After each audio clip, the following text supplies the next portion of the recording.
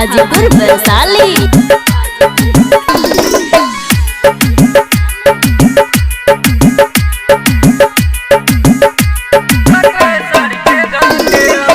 पनिया में खार बानी असरा लगाई के, पनिया में खार बानी असरा लगाई के, उगी सूरज देव कटे सर के घाटे हो, उगी सूरज देव कटे सर के घाटे हो। लाली देखाई बेरा बीतत बाटे हो, लाली देखाई बेरा बीतत बाटे हो, उगी सूरज देव कटे सर के घाटे हो, उगी सूरज देव कटे सर के घाटे हो, कटे सर के घाटे हो। डीजे कंचन राज हाजीपुर वैशाली।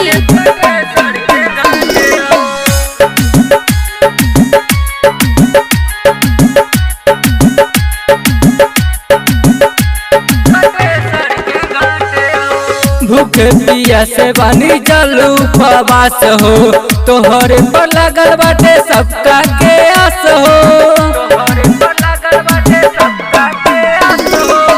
भूखे पिया से बानी जलू उपवास हो, तोहरे पर लगल बाटे सबका के आस हो। पूर्व दिशा से उगी तनी मुस्काते हो, पूर्व दिशा से उगी तनी मुस्काते हो, उगी सूरज देव कटे सर के घाटे हो,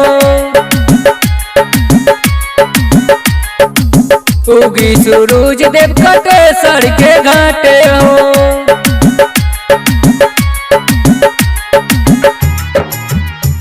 कटे सर के घाटे हो। डीजे कंचन राज हाजीपुर वैशाली।